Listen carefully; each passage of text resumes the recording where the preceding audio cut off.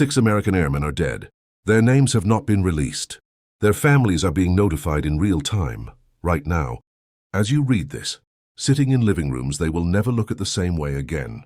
And within hours of those deaths being officially confirmed, the United States military responded with exactly 4 words. 4 words that set off alarm bells inside every intelligence agency on the planet. Those 4 words were, circumstances are under investigation. Now you might hear that and think it sounds routine.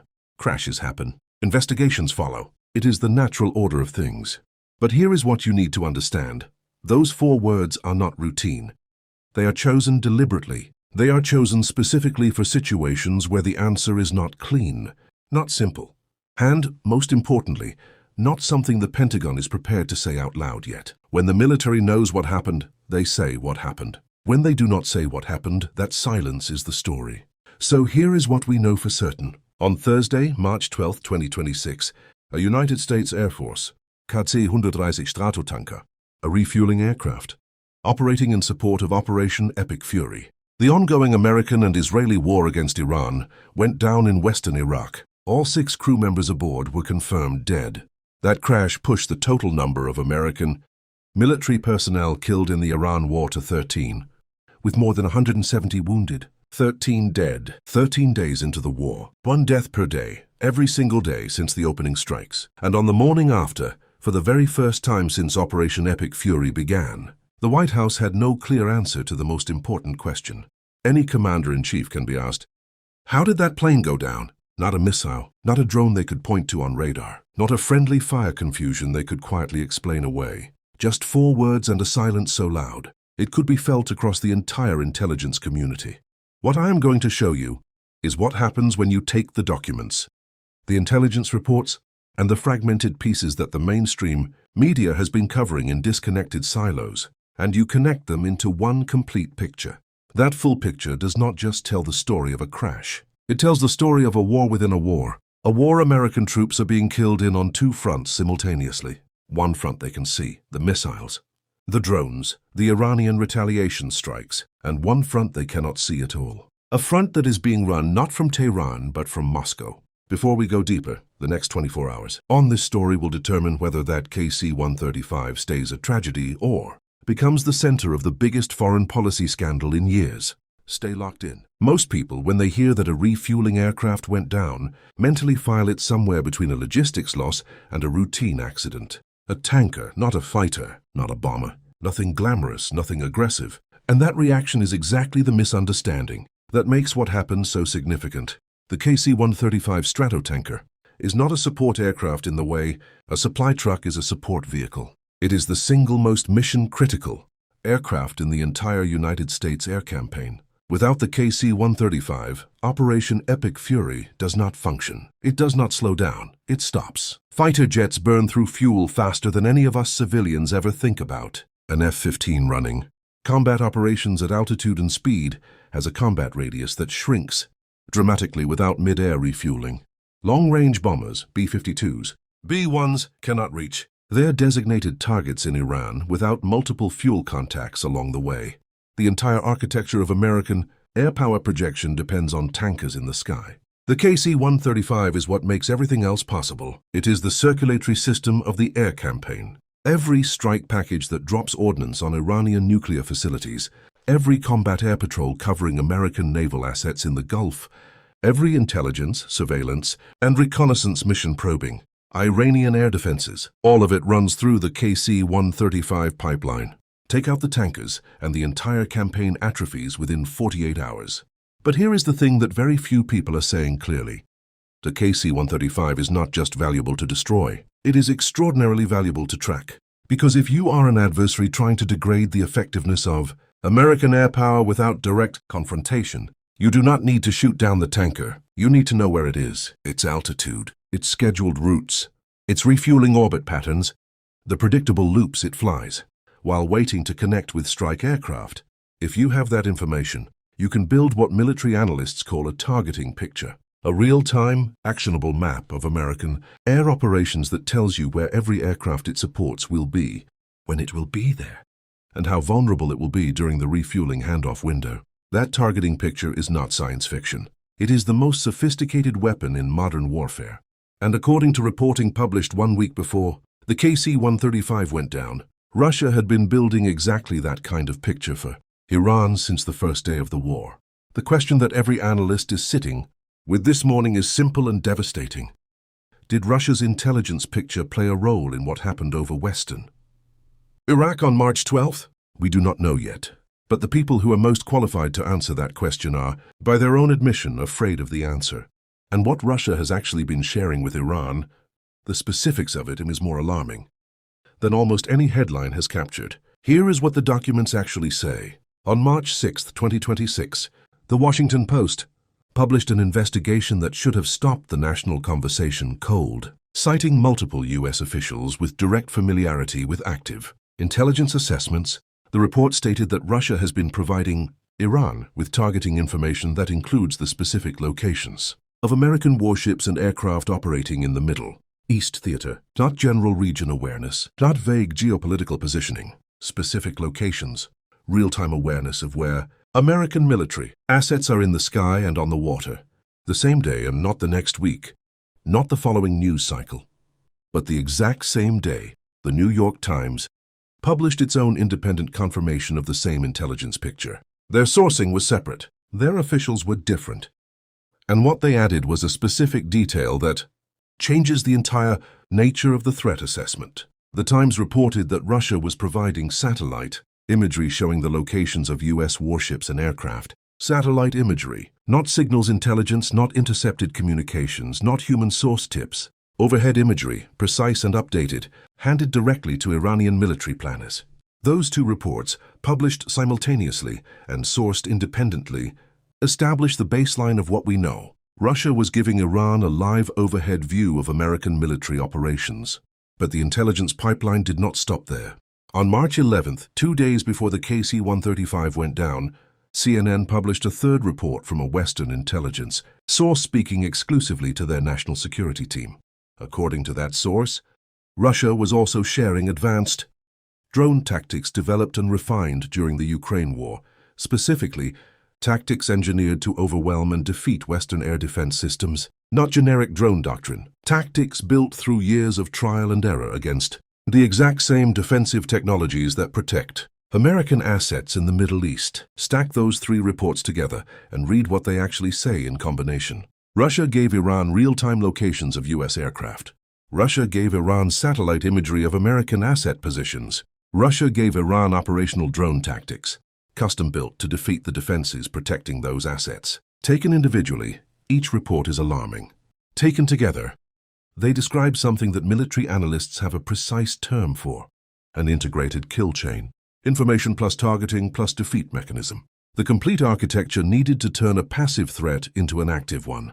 And then 2 days after the third report, 2 days after, CNN published Russia's drone tactics sharing a U.S. refueling aircraft went down in Western Iraq with all 6 crew members dead. The timeline is what it is. The documents are real. The sequence is real. The deaths are real. But here is where the official response gets complicated, and where the most important questions are hiding in plain sight. CENTCOM, the United States Central Command overseeing military operations in the Middle East, released a statement on the KC-135 crash that was carefully, precisely worded. The statement said the circumstances of the incident are under investigation. However, the loss of the aircraft was not due to hostile fire or friendly fire.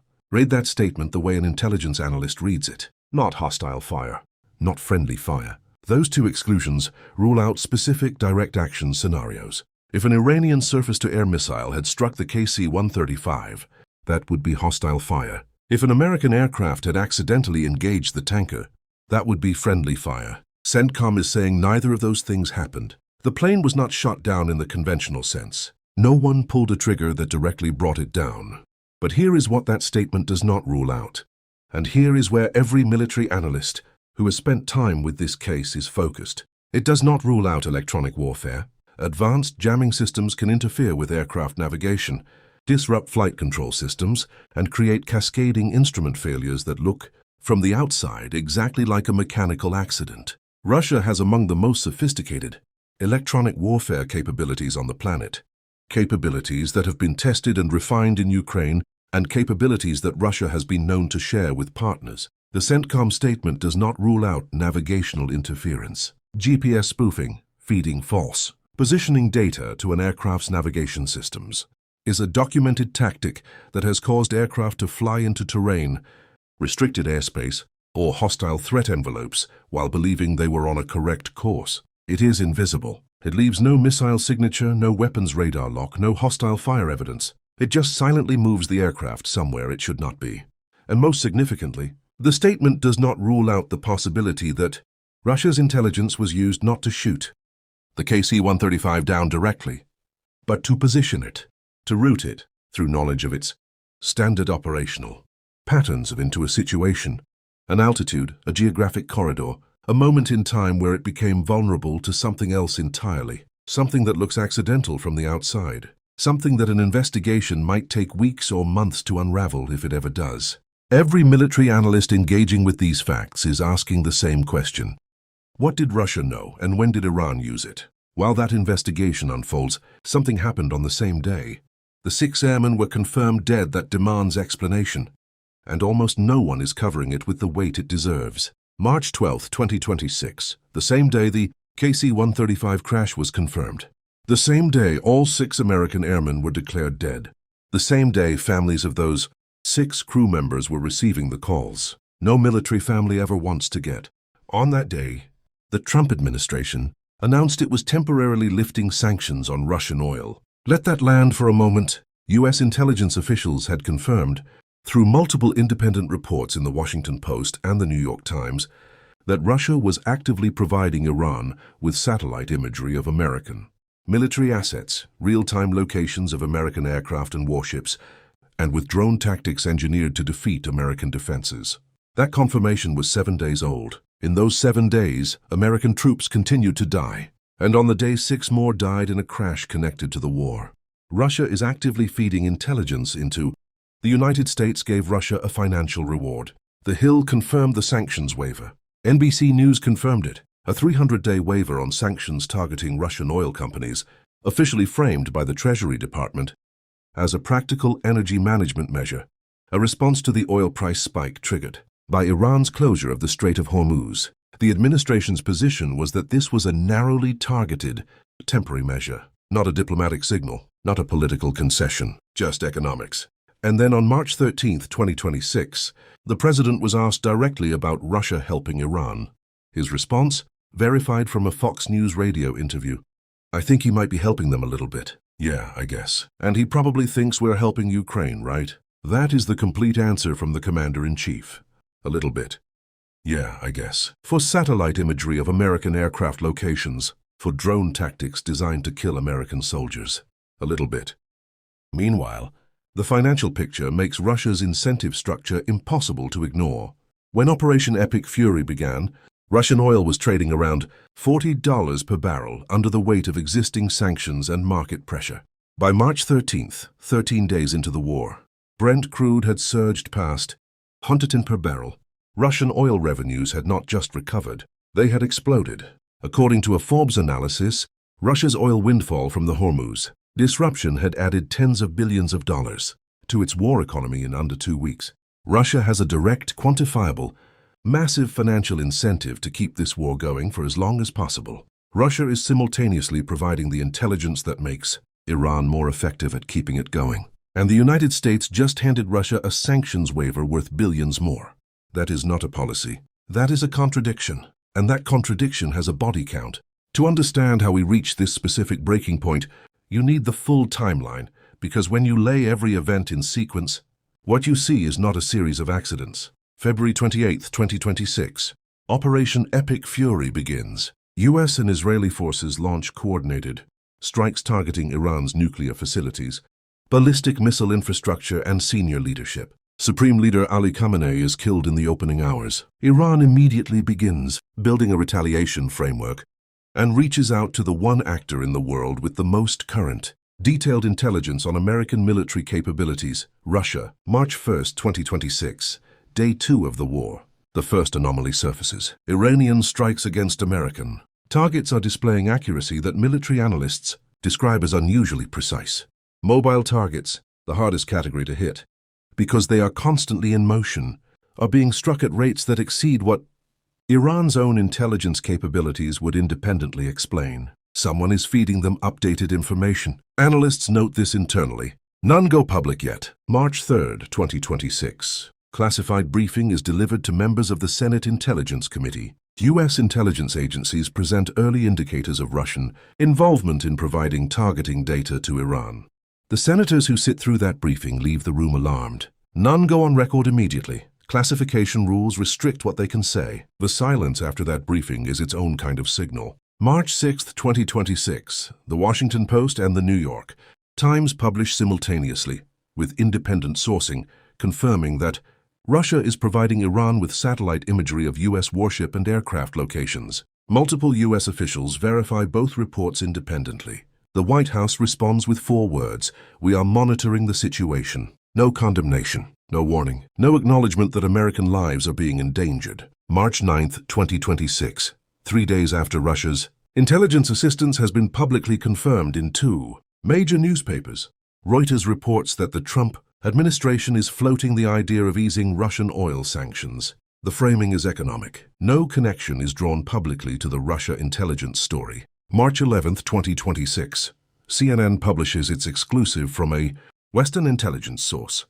Russia is also sharing advanced drone tactics with Iran.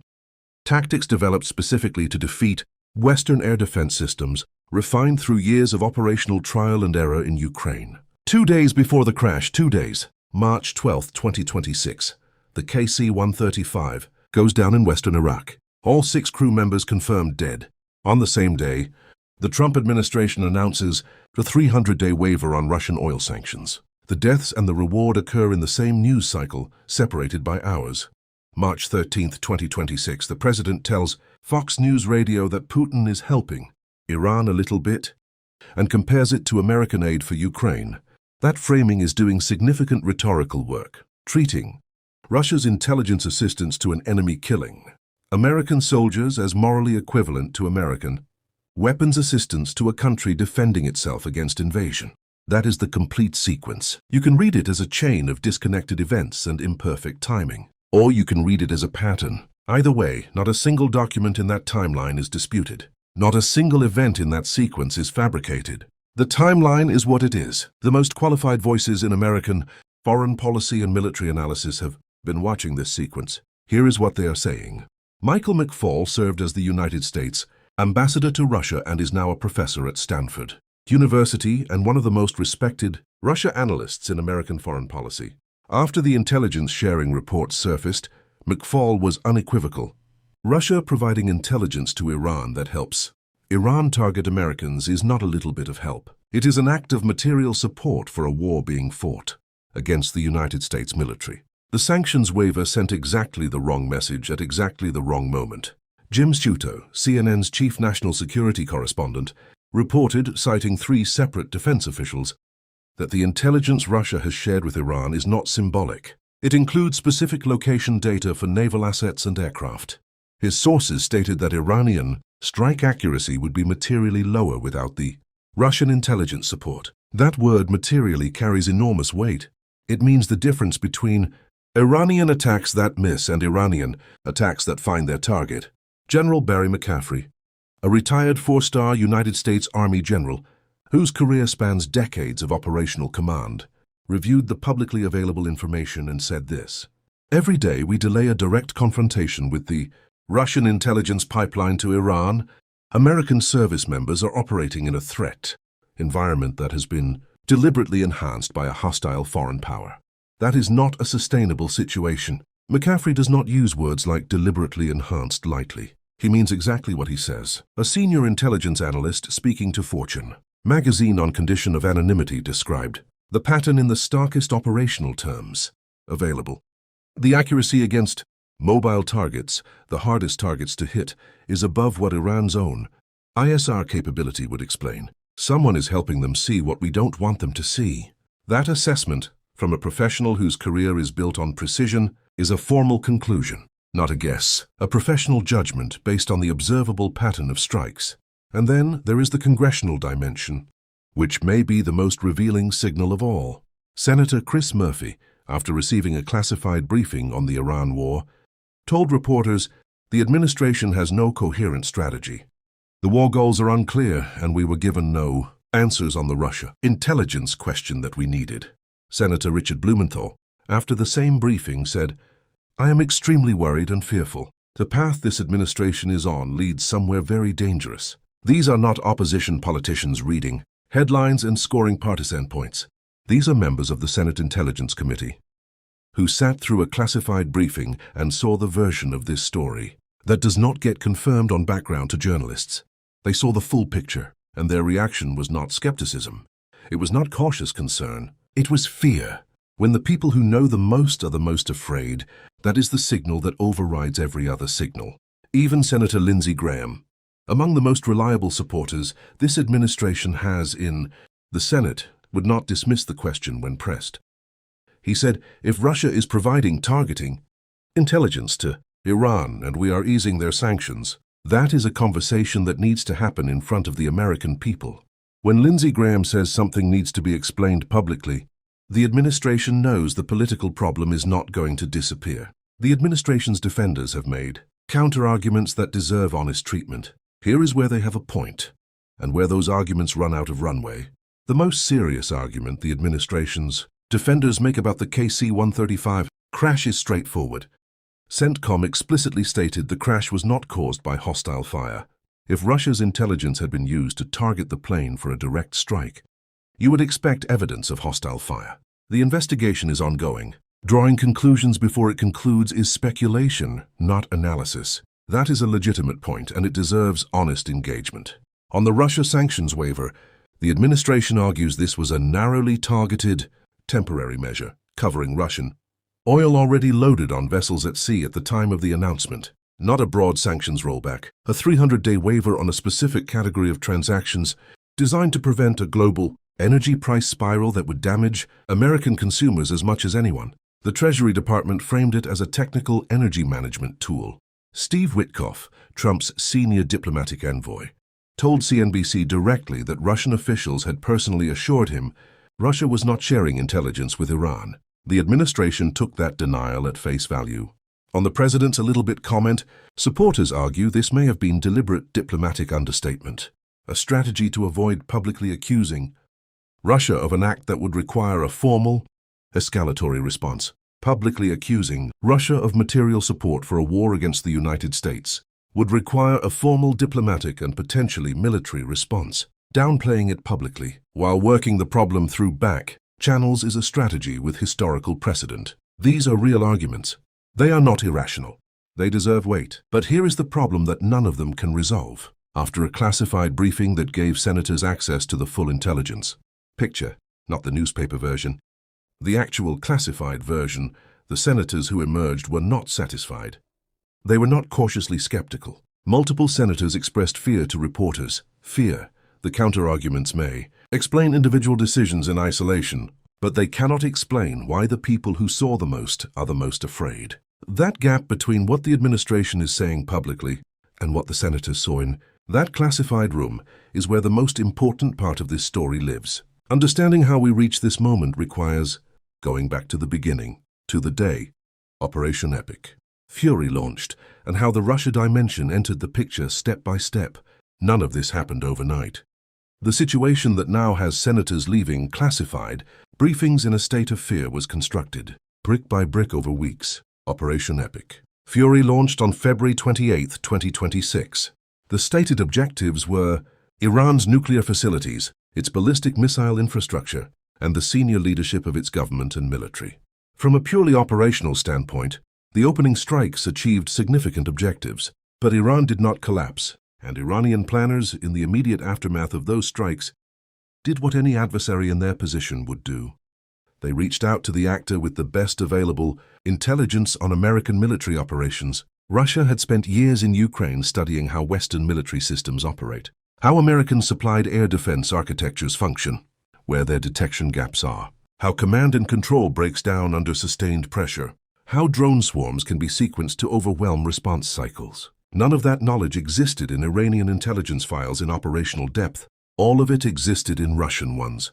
The handoff, when it came, was not a surprise to anyone who had been watching the relationship between Moscow and Tehran. develop over the preceding years. The first concrete indicator that something was wrong with the threat environment came on March 1st, day 2 of the war. Iranian strikes were connecting with mobile targets at a rate that exceeded independent assessment of Iran's own capabilities. Mobile targets require real-time intelligence. Static targets can be struck from pre-war planning. Moving ships and relocating aircraft require someone telling you where they are right now. On March 1st, someone was telling Iran where American assets were right now. The classified briefing on March 3rd was the intelligence community's first formal presentation to congressional oversight. The reaction of the senators who sat through it, alarmed, unable to speak publicly, leaving the room without going on record, tells you everything. You need to know about what the briefers were presenting. When senators cannot say what alarmed them, it is because what alarmed them is classified. When what alarmed them is classified, it means the public picture is incomplete. And when the public picture is incomplete, the gap between what is known and what is published is where the most dangerous information lives. By March the 6th, the story was too large to hold. 2 major newspapers publishing simultaneously with independent. Sourcing is not a coincidence of timing. It is what happens when information has reached enough officials, across enough agencies, that the informal embargo on disclosure collapses. The administration's 4-word response was the response of a White House that had not yet decided what narrative it wanted to construct around a problem it could no longer pretend did not exist. The narrative it eventually constructed, monitoring, denial, waiver, minimization, is the one that is now being tested against the facts. What this means for the 40,000 Americans currently stationed in the Gulf region is not abstract. It is immediate, measurable, and serious. There are approximately 40,000 United States military personnel currently stationed at bases and aboard vessels across the Gulf region. Every one of them is operating in a threat environment that Russia is actively shaping, not passively observing, not reluctantly facilitating, but actively shaping with real-time intelligence sharing that improves Iranian targeting, accuracy against American assets. The drone tactics Russia shared with Iran were not generic doctrine pulled from a manual. They were developed through years of operational experience against the exact defensive systems, protecting American personnel in the Middle East today. Russia tested these tactics in Ukraine, refined them against Western-supplied air defenses, and catalogued what works and what does not in real combat conditions. That knowledge transferred to Iran means American defensive systems in the Gulf are facing an adversary that has studied their documented vulnerabilities. The satellite imagery Russia has been providing gives Iran real-time awareness of where American naval assets are positioned. In a conflict environment, the difference between knowing and not knowing where an enemy's assets are is the difference between a targeted strike and a miss. Russia is handing Iran the operational awareness to stop missing. That is not an abstract threat to put in an intelligence report. It is a direct threat to the lives of Americans who are there right now, today in uniform, and the financial dimension has a direct connection to every civilian watching this story. Brent crude was around $87 per barrel when the war began. By March 13th, 13 days later, it had reached 110, a 26% spike in under 2 weeks. Every percentage point of that spike feeds through to gas prices, shipping costs, heating bills, and the cascading price increases across every sector that runs on energy. Russia benefits from every dollar of that increase. Russian oil revenues have, by credible estimates, generated billions in additional income for every week the Hormuz disruption continues. Russia has no financial incentive to end this war, and Russia is simultaneously the actor most capable of making Iran more effective within it. The precedent question may be the most consequential of all. If a foreign power can provide targeting intelligence to an enemy currently killing American soldiers, intelligence confirmed by multiple U.S. officials to be accurate and operationally significant, and the American response is to call it a little bit and follow up with a sanctions waiver, the message received by every adversary watching is unmistakable. The cost of helping kill Americans is zero. That message does not stay in the Middle East. It travels to every capital where someone is running the calculation of how far they can push before the United States pushes back. The administration's public position on this situation has evolved through a sequence worth examining closely because the evolution itself is telling. March 6th, we are monitoring the situation. 4 words. No condemnation. No public warning. No acknowledgement that intelligence sharing described in two major American newspapers constitutes a threat to the lives of American service members. Monitoring. March 10th. Steve Witkoff tells CNBC that Russian officials personally denied sharing intelligence with Iran. The administration accepts this denial and repeats it publicly. Multiple U.S. intelligence officials have, in separate conversations with multiple journalists at multiple publications, confirmed that Russia is sharing intelligence with Iran. The administration chose the Russian denial over the American intelligence assessment. March 12th. The sanctions waiver is announced. No public connection to the intelligence question is drawn. No official offers any explanation for why. Russia's confirmed intelligence assistance and Russia's sanctions relief are occurring simultaneously. The administration does not address the juxtaposition. The juxtaposition addresses itself. March 13th, a little bit. Yeah, I guess. And the Ukraine comparison. The President of the United States publicly framing Russia's assistance to an enemy killing American soldiers as comparable to American assistance to a country defending itself against invasion, and doing so in a tone that signals neither alarm nor intention to act. Read the sequence in full. Monitoring, denial, waiver, minimization. The administration moved step by step from acknowledging a problem to normalizing it, all while the body count climbed, all while the senators who saw the classified picture were telling anyone they could that they were afraid. The American people deserve a direct answer to a direct question. Is Russia providing targeting intelligence that is helping Iran kill American service members? And if yes, what is being done about it? Not 4 words, not a sanctions waiver framed as energy management. A direct, honest, complete answer with a coherent strategy attached to it. Before this ends, there is a set of things we still do not know. And those unknowns are where the next chapter of this story will be decided.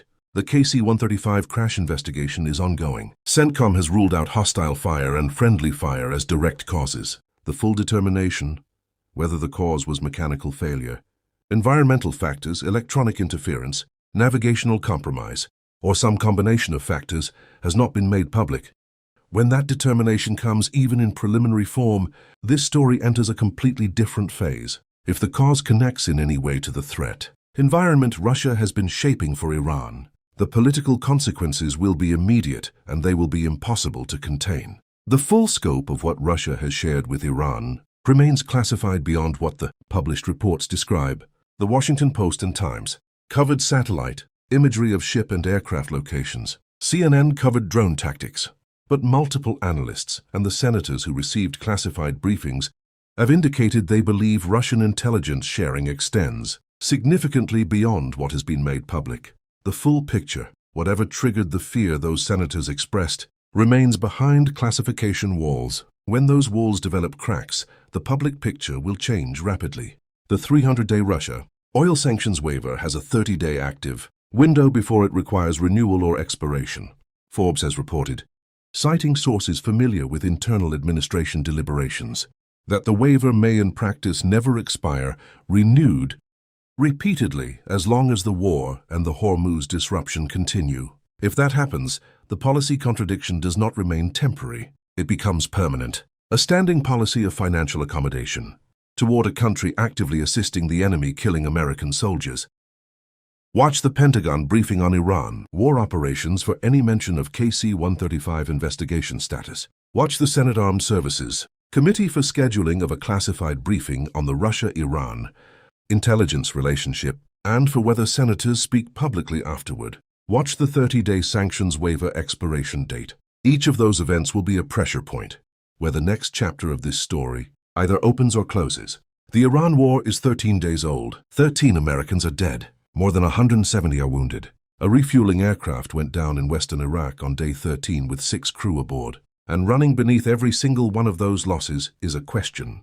The United States government has not answered clearly, publicly or completely. Is Russia helping Iran kill Americans? The documents say yes. Multiple U.S. officials say yes. The intelligence community told senators something that made them afraid. The President of the United States says a little bit. And on the day 6 more Americans died, the administration gave Russia a financial reward worth billions. The administration's defenders will say the investigation is ongoing. The waiver is temporary. The comment was strategic. And the Ukraine comparison is legitimate. Those arguments have been laid out here in full and given honest treatment. But none of them can explain why the senators with classified access are afraid. None of them can explain the timeline, and none of them can explain what the pattern of decisions, from monitoring to denial to reward to minimization, says to every adversary watching from the outside about the cost of helping kill Americans. This is not a partisan story. It does not belong to any political team. It is a question about whether the commander-in-chief has a coherent, honest, public answer for why the country providing targeting intelligence to an enemy, killing his own soldiers, is receiving sanctions relief, while that war is actively ongoing. 13 Americans are dead. 13 families received the notification. 6 of those families got that call on March 12, 2026. They deserve a real answer. Their children deserve a real answer. The story is not over. It has barely begun. When the KC-135 investigation reports its findings, when the Senate briefing happens, when the sanctions question forces an answer, the full picture will be there, document by document, piece by piece, until the silence breaks.